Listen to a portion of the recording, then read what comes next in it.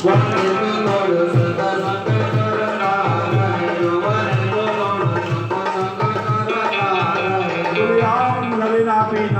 नापुर भवम भगवत संलीलस्नः भगवत संगीलस्वः मत्स्यानां तुषातिशो मत्स्यानां की सुताशिशो अर्थात ભગવાનમાં આસક્ત રહેવા વાળો જે જીવ છે ને એને જો સંતનો સત્સંગનો ક્ષણવાર પણ સંગ થઈ જાય ને તો તે સ્વર્ગ અને મોક્ષ કરતા છેલ્લા દિવસની કથા છે.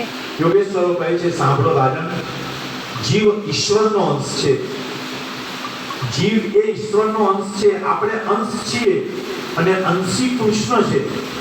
જો જીવ યાને અંશ જો અંશીમાં ભળી જાય ને ત્યારે શાંતિ થાય. એમની જીવનમાં શાંતિ નથી મળતી. આપણા જીવનને આપણે કૃષ્ણમય બનાવવું પડે. જીવાત્મા અત્યારે પરમાત્માથી જુદો પડે છે. જીવાત્મા અત્યારે પરમાત્માથી જુદો પડેલો છે. એ જ મહાન દુઃખ છે. આ વિયોગ રૂપી દુઃખ જ્યારે દૂર થાય ને ત્યારે પરમ મોક્ષ પ્રાપ્ત થાય. જીવ ઈશ્વરથી પણ વિખૂટો હશે ને તો અંતે યાદ રાખો રડવાનું જ છે. જીવ માત્રને રોગ થયો છે, પ્રભુનો વિયોગ થયો છે. આ વિયોગ રૂપી રોગની એક જ દવા છે, જીવને કૃષ્ણ સાથે જોડી દો. છેલ્લા દિવસનો આપણે આ ઉપદેશ કે જીવને કૃષ્ણ સાથે જોડી દો. દરરોજ ભગવાન કૃષ્ણની ભક્તિ કરો. કાળ સર્વને માથે રહેલો છે. તમારા અને મારા બધાના માથે કાળ રહેલો છે. તેમાંથી છૂટવા કાળના પણ કાળ એવા કાળિયા ઠાકોરનું ભજન કરવાનું ક્યારેય ચૂકતા નહીં. જીવનનું દરેક કાર્ય શ્રી કૃષ્ણ આજ્ઞા માનીને કરો. સવારે ઉઠી અને આપણે જે પણ કાર્ય કરીએ શુભ કાર્ય કરવું અને વિચારવું કે આ મારા કૃષ્ણની આજ્ઞા છે અને એની આજ્ઞાથી હું આ કાર્ય કરું છું. વ્યવહાર કરો પણ એનું અનુસંધાન ઈશ્વર રાખવું. પ્રત્યેક વસ્તુમાં ઈશ્વર રહેલો છે એમ માની વ્યવહાર કરજો. પ્રત્યેક સંતો જે હતા ને જે સંત થઈ ગયા એ પણ સંસારિક જીવન જીવતા. એ પણ રોજગાર કરતા, ધંધો કરતા, પણ ધંધો કરતા કરતા એમને ઈશ્વર મળ્યા. ઘેર બેઠા બેઠા ભગવાન નથી આવ્યા. એમનું નિત્ય જીવન તો એમણે જીવ્યા જ છે અને એમાં એમને ઈશ્વર મળ્યા. સેના નાવી નામનો એક હજામતનો ધંધો કરનાર વાણંદ હતો. એનું નામ સેના નાવી હતું.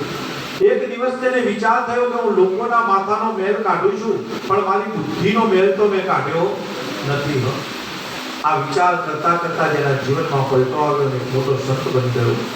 કોઈ આપણે વેપાર કરીએ, રોજગાર ધંધો કરીએ એ ઠાકોરજીની સેવા જ છે સાહેબ. એ બીજું કશું નથી, ભગવાનની સેવા જ છે. કારણ કે ઘણા વસ્તુને કરિયાણાના વેપારી લોકો દૂર દૂર સુધી લેવા જવું પડે એના બદલે ઘર આંગણે લાવીને વસ્તુ વેચે. એ ઠાકોરજીની સેવા છે. કારણ કે મનુષ્ય ઠાકોરજી સ્વરૂપ છે અને એને કષ્ટ ના પડે એટલા માટે જીવને એ વસ્તુ પૂરી પાડે છે. પણ એ વસ્તુ આપવામાં એનો રોજગાર ચાલે એના કરતા પણ વધારે જો એ નફો લે ને તો એ નકામું છે. વ્યવહાર કરતા કદી ઈશ્વરથી જુદા પડશો નહીં. સર્વમાં ભગવત ભાવ રાખો. પણ જો ભગવત ભાવ પ્રાપ્ત કરવો હોય તો વારંવાર અમે કહીએ છીએ સત્સંગ રાખો. સત્સંગથી સંતોનો સંગ થશે. સંત એ છે કે જે પ્રેમ દોરીથી પરમાત્માને હૃદયમાં બાંધી રાખે છે. પ્રેમ દોરીથી જે ભગવાનને હૃદયમાં બાંધી રાખે ને એવા સંતોનો સત્સંગ કરજો. હવે અહીંયા ઋષિ નવ યોગેશ્વરો રાજાને કહે છે કે સાચો ભાગવત ધર્મ શું છે. શરીરથી, વાણીથી, મનથી, ઇન્દ્રિયોથી, બુદ્ધિથી અને સ્વભાવથી અનુસરી મનુષ્ય જે કર્મ કરે ને તે સર્વ ભગવાન નારાયણને અર્પણ છે. આ કરશે. આ છે સરળ અને સીધો ભાગવત ધર્મ.